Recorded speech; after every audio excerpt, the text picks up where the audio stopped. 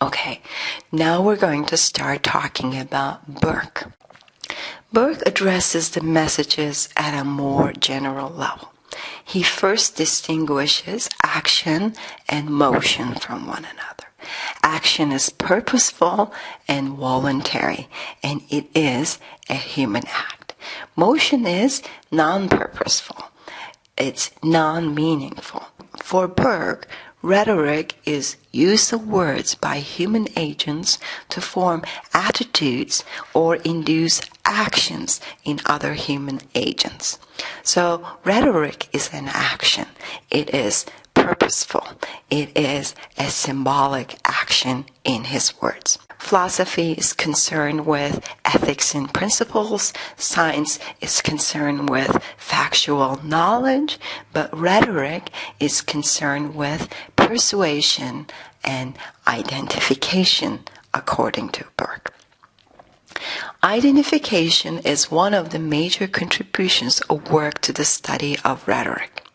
In this case, of course, study of the message.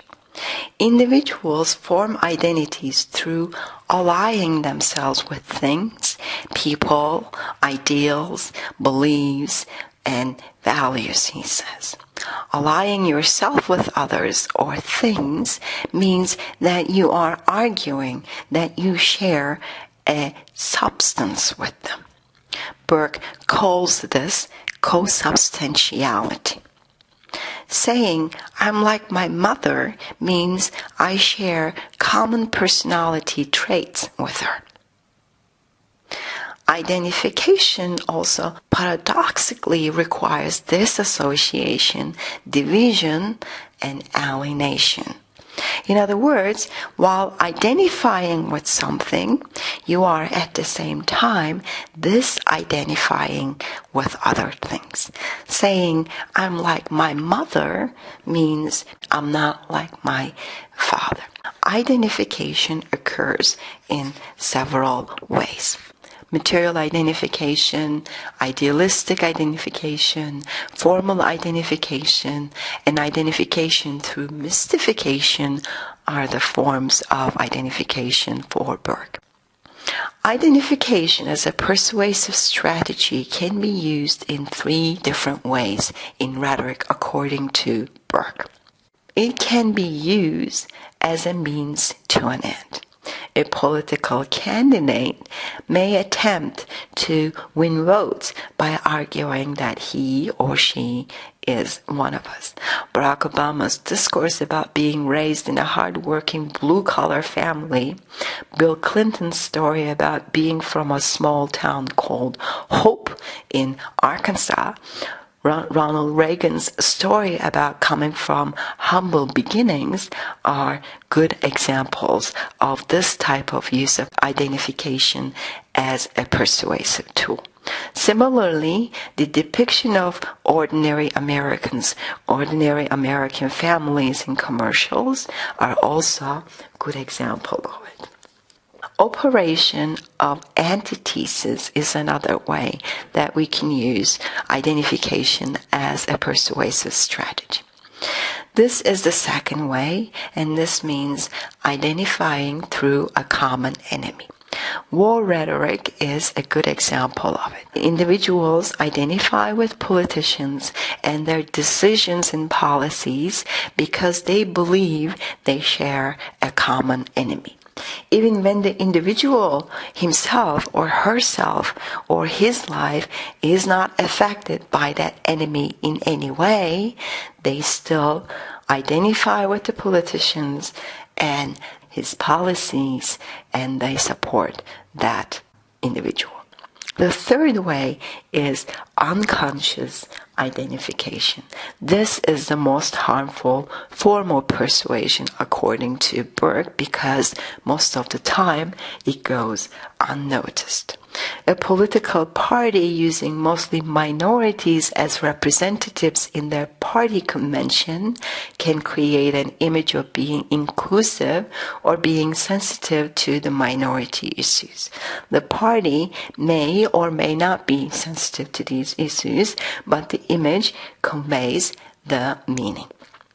or a commercial using a beautiful and healthy model can create an image that everyone who purchases and consumes this product will eventually look as good as the model in the picture. So, a rhetorical scholar who's using Burke's theory of identification will simply focus on these strategies.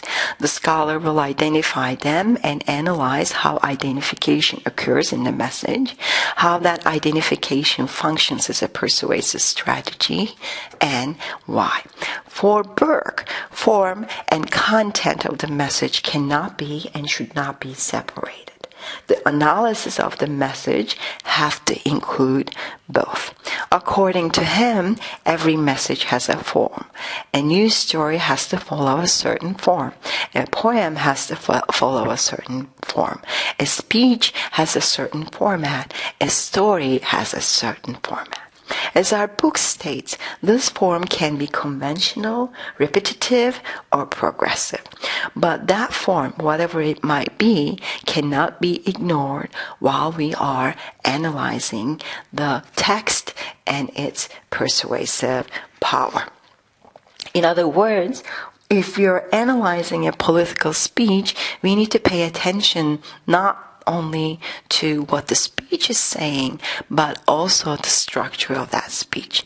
Analyzing Martin Luther King's I Have a Dream speech without paying any attention to its repetitive form means missing a huge part of what made that speech so powerful, so persuasive. I provide a link to the speech on Blackboard. I would like you to watch it and pay attention to how its repetitive form works to build excitement, expectation, impatience, motivation in the audience, and it enhances their identification with the cause, hence the persuasive power of the speech. Go back to Mississippi, go back to Alabama, go back to Georgia, he says. 100 years later, 100 years later, 100 years later, he repeats. I have a dream, I have a dream, I have a dream, he repeats. Similarly, analyzing an ad without paying any attention to its form would be a mistake too. The fact that commercials last only 10 to 30 seconds and an ad usually consists of one picture and a limited number of text. So all of these have to be placed strategically on an ad, cannot be ignored while we're analyzing it.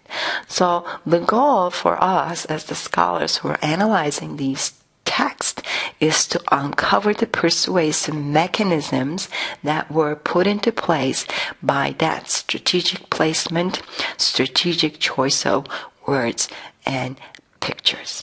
Dramatism is another important contribution of Burke to the study of rhetoric. Dramatism is a technique of analysis. It is about discovering human motivation through analysis of drama.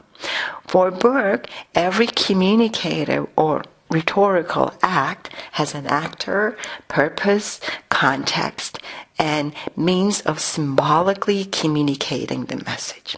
Human act of communication is just like a play on a stage for Burke, so it can be analyzed in the same way. Pentat analysis we talked about before is this type of analysis. It requires analyzing the act, the scene, the agent, the agency, and the purpose. The act is what the writer did. Are there any words that he used that may imply conscious acts and decisions? If so, what are they? What do they imply? Scene is the ground, location, situation in which the act takes place.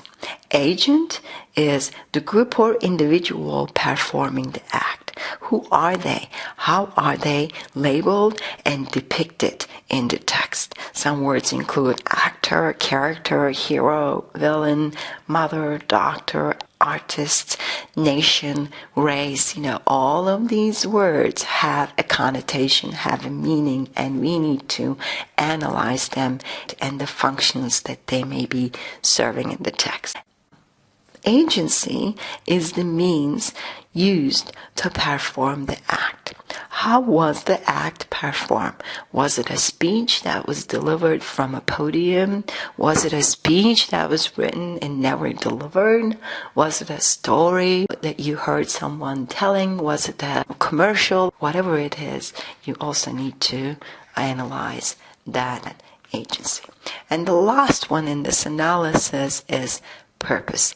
And this refers to the agent's intentions. They could be covert or overt intentions, but as a rhetorical scholar doing rhetorical analysis, it is your responsibility to cover these intentions. Well, this concludes our lecture for this week. And if you have questions, please remember to send them to me or post them on the discussion boards. I'll see you next week.